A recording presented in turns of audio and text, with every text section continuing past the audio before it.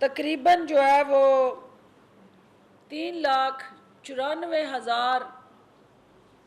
अफराद ने, पंजाब के अंदर बसने वाले शहरियों ने 1166 पे अपने आप को रजिस्टर किया। और हमारा ये टारगेट है कि ये जो 3,94,000 अफराद हैं, इनको हम हर हाल में वैक्सीन की इस सहूलत से मुस्तफ़ीद करें। चीफ मिनिस्टर ने ज़िले की सतह पे बुज़ुर्ग अफराद को वैक्सीन लगाने के लिए हर मुमकिन सहूलियात यकीनी बनाने की हदायत जारी की हैं। इसके साथ साथ जो पहला मरहला 60 और उससे ज़ायद उम्र अफराद को वैक्सीन लगाने के बाद अगले 2 हफ्तों में हम 55 साल के अफराद को इस प्रोग्राम में शामिल करेंगे और फिर मरहलावार 1.5 से 2 माह के अंदर 50 साल और फिर 45 साल और इस तरह अल्टीमेटली दिसंबर तक हम इस पूरे प्रोसेस को कवर करेंगे। जो हमारे पास 74 लाख अफराद का जो डाटा है हम उसको अचीव करेंगे। इसके साथ साथ जो है वो आपको पता है कि एक तरफ वैक्सीन है, उसकी फराहमी और फिर वैक्सीनेशन का जो प्रोसेस है उसको सहल बनाने के लिए हुकूमती तरजीहात, लेकिन इन सब के साथ जुड़ा जो अवाम का रवैया और किरदार है वो इंतहाई अहम है। हमारे वो शहरी जो वैक्सीनेशन प्रोसेस का हिस्सा बनना चाहते हैं और वो रजिस्टर्ड भी हो चुके हैं एक प्रोसेस के ज़रिए, उनसे हम ये अपील करते हैं कि वो हमारे डेजिग्नेटेड जो वैक्सीनेशन सेंटर्स हैं वहाँ पे as per there call and message वो वहाँ इस सहूलत से मुस्तफ़ीद हों। इसके साथ साथ जो चीफ मिनिस्टर की क़यादत में आज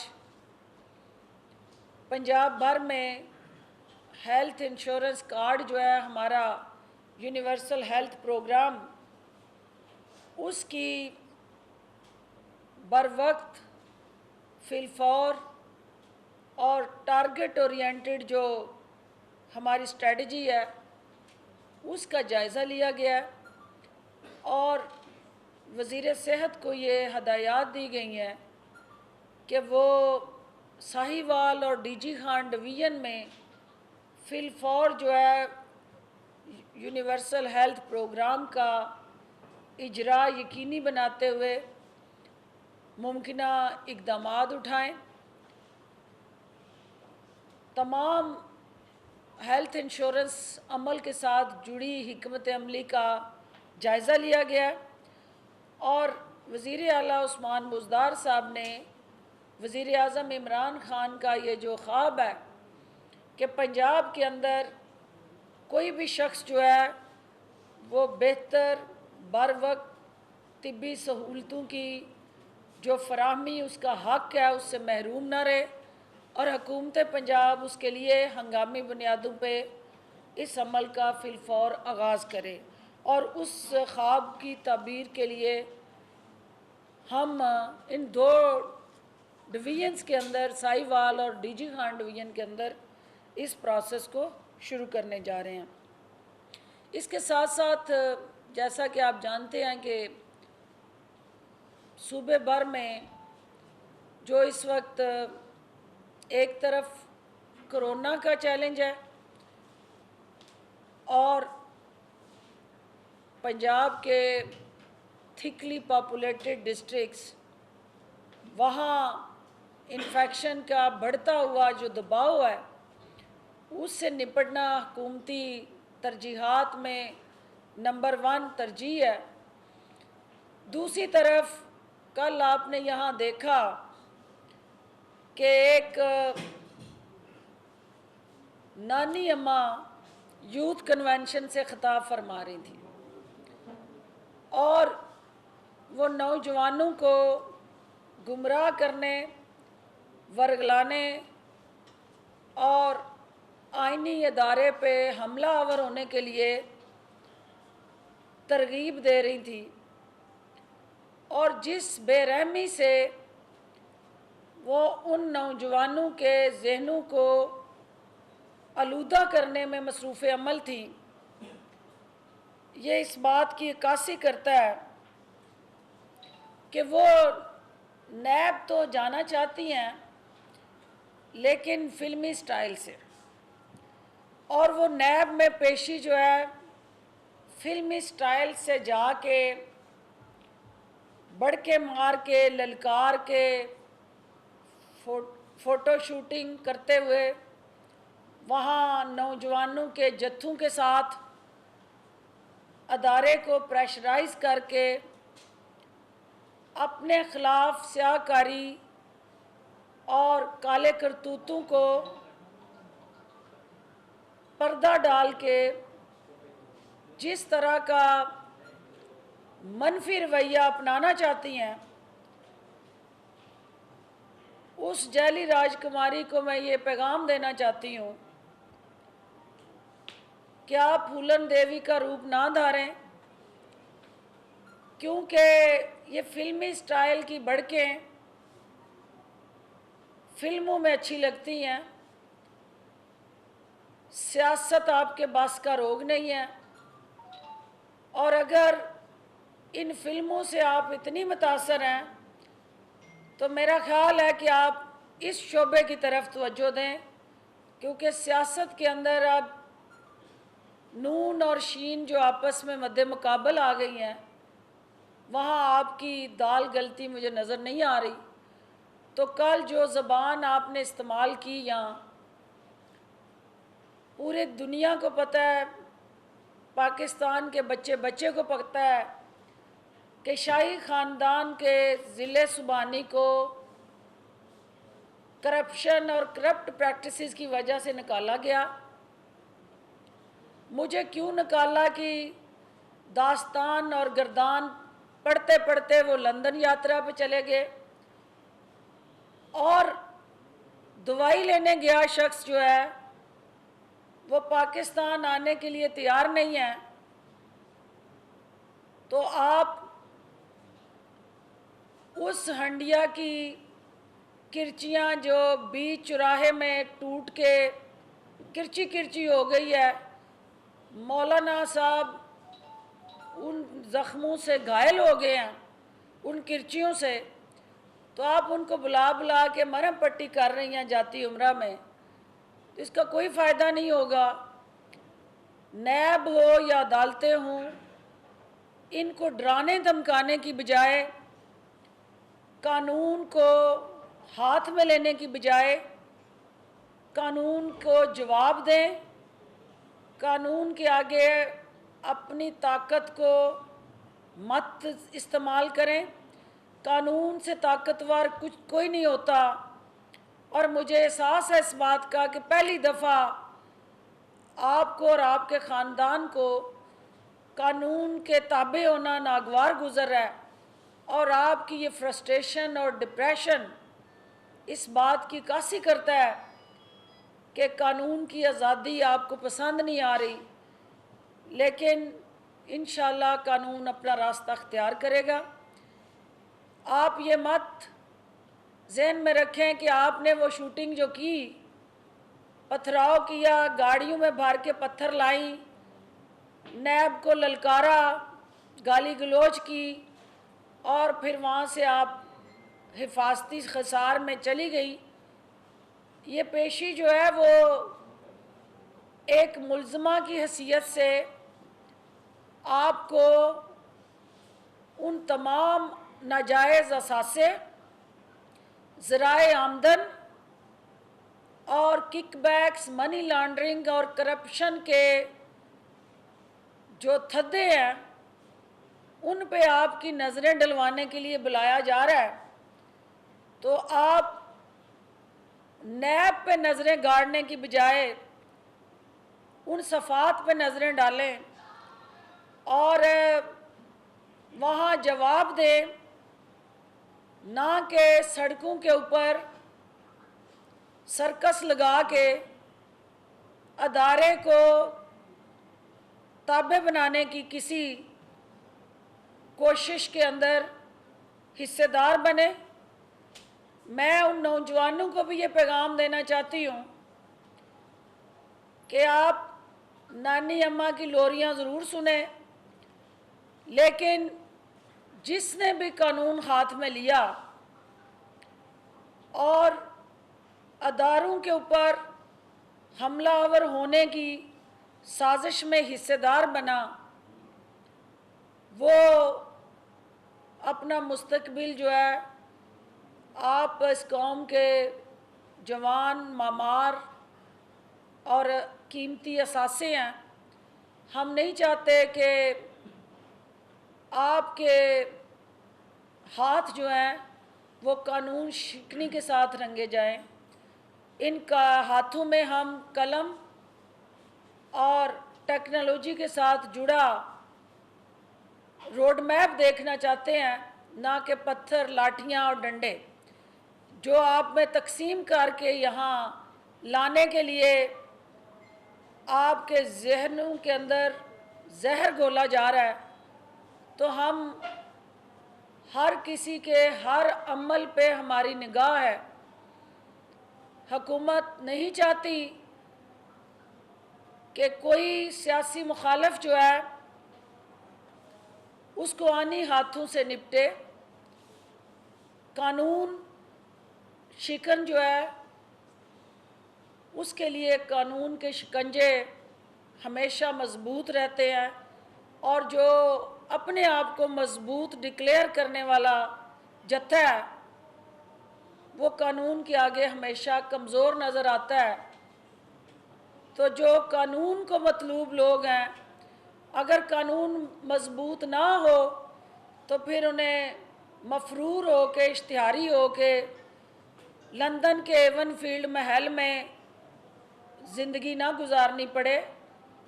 कानून ही की ये ताकत है कि वो कानून का सामना करने से गुरेज़ हैं, क्योंकि उनके पास अपनी बेगुनाही के सबूत नहीं हैं। तो मैं आखिर में मीडिया से ये अपील करूँगी कि जो पंजाब के अंदर कोरोना की सूरत हाल है, इसके तदारक के लिए SOPs को इंश्योर करने के लिए मीडिया हरावल दस्ते का किरदार अदा करे, और हुकूमत पंजाब जो है इस कौमी चैलेंज से निपटने के लिए अवाम के तावन की मुतमन्नी है, और अवाम को भी अपनी अदाओं पे गौर करना है। अवाम को भी ये सोचना है कि थोड़ी सी लापरवाही, ज़रा सी कुताही उनके और उनके इर्द गिर्द के अफराद की जानों का ख़तरा बन सकती है। लिहाजा एहतियात ही इस वबा से बचने का वाहिद ज़रिया है, और एहतियात से ही आप अपना और दूसरों का तहफ़्फ़ुज़ यकीनी बना सकते हैं। आप सबका बहुत शुक्रिया जी। डॉक्टर साहब ये बताएं कि आप कोरोना SOPs का वावेला तो बहुत करते हैं, जो नोटिफिकेशन भी हुकूमत पंजाब का होता है उस पर अमल नहीं होता है। एलानिया हर एतवार को 3000 से बड़ा इज्तिमा लाहौर रेस क्लब में होता है, वहाँ पर गुड़ दौड़े होती हैं। तमाम वर्कर लेवल के लोग 50% स्टाफ ले ऑफ करने का कहा है कि जो वर्क एट होम करेगा उस पर अमल नहीं हुआ है। जो भी नोटिफिकेशन करते हैं वो एक मजाक बन के रह गया है कोरोना SOPs के हवाले से। आपका बड़ा अहम सवाल है, और यही आज NCOC की रिकमेंडेशंस थी कि जो डिसीजंस हैं उसकी इम्प्लीमेंटेशन स्लो है, जो डिसीजंस हैं उसके इफ़ेक्टिव उस तरह से स्पिरिट से नीचे अमलदारी जो है वो सुस्त रवि का शिकार है। तो यही वो चैलेंज है जिसके लिए आज चीफ मिनिस्टर ने अपने अज़म को दोहराया है, और भरपूर ताकत से अपनी रिकमेंडेशन पे अमल दरामद कराने की स्ट्रेटजी जो है उसको इंश्योर किया है। कोई भी no one is above the law, जहाँ पे भी SOPs की वायलेशन होगी उस पे कानून हरकत में आएगा, और हम वैसे भी डंडा की यार कौम है। हम प्यार से, मोहब्बत से, अच्छे अच्छे अल्फाज से, कोई भी इवन अपनी बेहतरी की बात सुनने के लिए तैयार नहीं होते। और डंडे की यार कौम को हम नहीं चाहते कि डंडा चला के इस तरफ माइल करें, क्योंकि ये उनकी बेहतरी की बात है। लेकिन जब कौम की जानू का मसला होगा तो फिर डंडा पीर होता है विगड़िया तगड़िया का, उत्थे फिर किसी की ज़रूरत नहीं है। जो लास्ट बात अहम थी जो मैं आपसे शेयर करना चाह रही थी सवालात से पहले, वज़ीर आला पंजाब ने मुख्तलिफ़ डिस्ट्रिक्ट्स में जाके ज़मीनी हक़ाइक़ को जांचने का फ़ैसला किया और परसों से वो 3 अज़ला का दौरा करने जा रहे हैं। शेखुपुरा, हाफजाबाद और गुजरांवाला, ये वो 3 अज़ला हैं जहाँ पे ना सिर्फ वो वैक्सीनेशन के अमल का जायज़ा लेंगे, कोरोना के हवाले से जो वहाँ इन्फेक्शन की रेशो है उसको देखेंगे, और फिर वहाँ के स्टेक होल्डर्स के साथ मुलाकात करके वहाँ के अवामी फ़लाह बहबूद के जो मंसूबे हैं उनके डिस्ट्रिक्ट पैकेजेस का ऐलान करेंगे और अवाम के मसाइल को अवाम की दहलीज़ पे हल करने का जो ये इनिशिएटिव लिया उन्होंने, उसको हर ज़िले में वो ख़ुद पहुँच के जायज़ा लेके तो मौके पे इक़दामात का फिलफौर अमल दरामद का यकीनी बनाने का हर हरबा इस्तेमाल करेंगे। और ये डिस्ट्रिक्ट के अंदर जाने का जो चीफ मिनिस्टर का इक़दाम है, इसका मकसद ये है कि निचली सतह पे पंजाब हुकूमत के फ़ैसलों की अमलदारी को किस तरह यकीनी बनाया जा रहा है, और अगर गैप्स हैं, कहीं वायलेशन है, कहीं उसको सीरियस नहीं लिया जा रहा, तो वहाँ पे सूरत हाल को बेहतर किया जाए।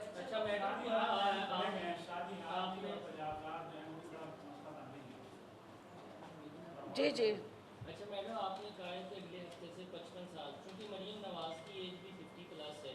तो मशवरा देंगी कि वैक्सीनेशन लगवा के नैब में जाए। वो ना हो कि नैब के जो इतने मुद्दे वतन अफसरान हैं उन्हें कोरोना आ गई, तो वैक्सीनेशन को गिफ्ट करेंगी मरीम को कि लगवा के जाए, और जो उनकी कनीज़ें हैं। देखिए, अभी तो 60 साल से ऊपर के अफराद के लिए ये कैंपेन चल रही है, तो वो मुझे नहीं लगता कि अपने आप को उस कैटेगरी में मानेंगी। मौलाना फजलुर रहमान को जो है वो हम दावत देते हैं, और मौलाना को तो मैंने कल भी ऑफ़र की थी कि आप लाहौर आए हैं, जहां आपने तितर बितर से अपनी तवाज़ो कराई है, वहाँ जाते जाते वैक्सीन से भी तवाज़ो करा लें। हम मुंतज़िर थे लेकिन वो नहीं आए। तो ये एक सियासी लीडरशिप जो है उसको लीड करना है, और जितने भी 60 साल से ऊपर हमारे सियासी लीडर्स हैं, किसी भी जमात में हैं, उन्हें लीड करना चाहिए, ताकि अवाम को ये जो अबहाम पैदा किया गया वैक्सीन के हवाले से, उस खौफ से निकाल के बग़ैर किसी ख़तरे और ख़ौफ के वो वैक्सीनेशन के प्रोसेस का हिस्सा बने। और नानी अम्मा भी आएँ बिस्मिल्लाह, लेकिन उसके लिए उन्हें 2 हफ़्ते और इंतज़ार करना पड़ेगा, क्योंकि उसके लिए फिर उन्हें एग्जैक्ट जो है, मैं अभी उस कैटेगरी में जाती नहीं हूँ, और अगर जब मैं उस कैटेगरी में आऊँगी तो सबसे पहले कराऊँगी। और वैसे भी फ़र्स्ट लाइन ऑफ डिफेंस में डॉक्टर होते हुए मेरा पहला हक है, लेकिन मैं आवाम के फ़ायदे में अपना हक सरेंडर कर रही हूँ। जी जी मियाँ साहब, आपसे सवाल हुआ कि जी। रेस क्लब जो है वो बंद नहीं हुआ, वहाँ पे 3-4 हज़ार हर संडे को बंदे जाते हैं। उसके जवाब में आपने कहा जी वज़ीर आला पंजाब शेखुपुरा गुजरांवाला का जल्द हक़ाइक़ की अदायगी के लिए दौरा करेंगे। वो रेस क्लब बंद क्यों नहीं करवा रही? क्या गवर्नमेंट की? देखिए, मैंने मियाँ साहब ये अर्ज़ किया है कि NCOC की जो रिकमेंडेशन है उसमें यकीनन ये सारी चीज़ें ऑटोमेटिकली फॉल करती हैं। जब हम श्राइन बंद कर रहे हैं, जब हम सिनेमास बंद कर रहे हैं, पार्क्स के पे ऊपर रिस्ट्रिक्शन लग रही है, वहाँ टाइमिंग्स हैं, बाज़ारों में टाइमिंग्स हैं, तो इस तरह की तफरीह जो डायरेक्टली इनडायरेक्टली पब्लिक मोबिलाइजेशन को सपोर्ट करती है उस पे भी हम पाबंदियां लगाने जा रहे हैं। और इस जब हम जर्नली कहते हैं तो फिर वो किसी एक मुकाम की नहीं, ओवरऑल जहाँ जहाँ ये ऐसी एक्टिविटी हो रही होगी उसको उन पाबंदियों का सामना करना है। कज़ाफ़ी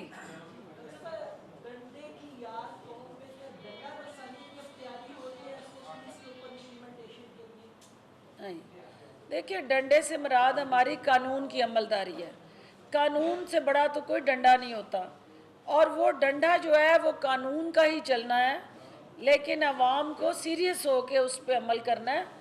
क्योंकि हमारे यहाँ जो कैजुअल बिहेवियर है वो सीरियस नहीं ले रहे इस वक्त। मैं गुजारिश करना चाहती हूँ कि उनकी जान से कीमती कोई और चीज़ नहीं है, तो वक्ती तौर पे इस लहर से बचने के लिए अपनी हिफाजत को यकीनी बनाएं और कानून पे अमल दरामद को यकीनी बनाएं। जी अली, ये बताइएगा कि राना सना ये कह रहे हैं कि जो हुकूमत है ईद कुर्बान से पहले हुकूमत को कुर्बान करेंगे और रमज़ान के बाद जो है लॉन्ग मार्च भी करेंगे, तो आपको लगता है कि ईद कुर्बान के बाद हुकूमत कुर्बान होगी? ये कल मैं कराची में जिनके हाथों पीडीएम ज़बह हुई है उनके शहर में बैठ के हमने ये बात की थी, और पीडीएम को कुंद छुरी से पीपल्स पार्टी ने जिस बेदर्दी से ज़बह किया है, तो उसके बाद तो वो इस वक्त तड़प रही है। शहर कट जाए तो जिस्म जो है वैसे ही तड़प तड़प के ठंडा हो जाता है। तो ये जाली राजकुमारी की और मौलाना की जो तड़प है वो खुद इस बात की कासी कर रही है कि शहर आग से जो छुरी चली वो तन से गर्दन अलहदा हो के अब सिर्फ और सिर्फ जिस्म तड़प रहा है, और अगले चंद दिनों में वो भी ठंडा होके अपने अंजाम को पहुंच जाएगा। डॉक्टर साहब ये जी बताइएगा कि पीडीएम के हवाले से आपने कहा कि ठंडा हो जाएगा। मौलाना फजलुर रहमान का कहना है कि मैं पीडीएम का, और वो कह रहे हैं कि हम ईद उल फितर के बाद लॉन्ग मार्च भी करेंगे, वो लोग आएंगे, आप उन्हें फैसिलिटेट करेंगे, आएंगे आप उनसे निपटेंगे। दूसरा सवाल साथ ये है कि कल आपने सिंध में कराची के अंदर प्रेस कॉन्फ्रेंस की, तो कहीं शिबली फरवाज साहब जो हैं वो तब्दील हो रहे हैं, या जो सिंध के स्पोक्स पर्सन है वो ठीक काम नहीं कर रहे? पहली बात तो ये है कि जो ईद उल फितर के बाद की कहानी है, मुझे ये बताएं कि अब तक इनकी तोता मैना की कौन सी कहानी सच साबित हुई है। दोनों तोते ने और मैना ने दोनों ने तारीखें दी थी, और वो तारीखें आपके सामने है। किसी एक तारीख पे इनकी किसी बात पे अमल हुआ, तो अगर बाकियों पे अमल हो गया तो तोता मैना की दास्तान फिर अगली भी सुनते हैं। तो अगर उस पे नहीं हुआ तो ये सारी जो है वो भड़के हैं और अपने आप को मीडिया की स्क्रीन पे ज़िंदा रखने के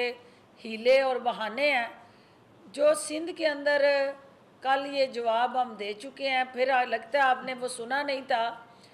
जो हलीम आदल शेख हैं वो जमहूरियत का जो बदनुमा चेहरा है उसका शिकार हुए हुए हैं, और जो कहते थे ना कि जमहूरियत बेहतरीन इंतकाम है, उन्होंने लीडर ऑफ द अपोजिशन को बेहतरीन इंतकाम का निशाना बनाया हुआ है। और आज भी जो है उनकी जो बेल है वो नहीं होने दी गई है, और उनको जिस तरह से प्रोसिक्यूशन की आड़ में सिंध की पुलिस जो है उनका चलान अदालत में जमा कराने में नाकाम है, और उनको 4 मुकदमात का सामना है और 2 दहशतगर्दी के मुकदमात हैं उन पे। तो ये है वो जमहूरियत का नाम नहाद, जमहूरियत का हकीकी चेहरा जो इतना बदनुमा और इतना स्याह है कि जहाँ पे सियासी मुखालफ को सिर्फ़ और सिर्फ इसलिए कैदोबंद में डाला जाता है। हलीम आदल शेख पे ना कोई करप्शन का इल्ज़ाम है, ना कोई नाजायज़ आमदन और ज़राए के हवाले से कोई पूछगीछ है, ना कहीं एंटी करप्शन और करप्ट प्रैक्टिसेस के हवाले से उन पे कोई उंगली उठी हुई है। उनको सिर्फ़ और सिर्फ सियासी इंतकाम का निशाना बनाया जा रहा है। उनकी फैमिली, उनके चाहने वाले और पीटीआई के कारकुनान को एक बहन की हैसियत से मैं ये कहने गई थी कि फ़िक्र ना करें, पंजाब आपका बड़ा भाई है, और मैं आपकी बड़ी बहन हूँ और मैं आपके साथ हूँ। डॉक्टर साहब ये जी। बताइएगा कि वैसे तो आप एसओपीज को अमल दरामद कराते हुए मार्केटें बंद कर रहे हैं, दुकानें सील कर रहे हैं, शादी हाल बंद कर रहे हैं। कल लाहौर में नून लीग का एक यूथ कन्वेंशन हुआ है, उसमें हज़ारों की तादाद में लोग मौजूद थे और किसी ने एसओपीज की कोई पाबंदी नहीं की बल्कि पाबंदी हवा में उड़ा दी। उन पर कोई एक्शन ले रही हैं आप? देखें, आपका ये कैमरे की आँख, मीडिया की स्क्रीन, वो सारी अदाएँ दिखाती है और कौम को बताती है कि ये अपने बच्चे और भाई जो हैं वो यूके में महफूज तरीन महलों में, और कौम के बच्चों और भाइयों को किस तरह अपनी उस इंतकाम पसंदी की सियासत की ईंधन की भट्टी का ये ज़रिया बना रहे हैं, उस भट्टी का ईंधन बना रही हैं। तो एडमिनिस्ट्रेशन की सतह पे जहाँ कहीं कोरोना वायलेशन के हवाले से वो एसओपीज़ की वायलेशन हुई, इंतज़ामिया उस पर यकीनन कार्रवाई करने का हक़ रखती है।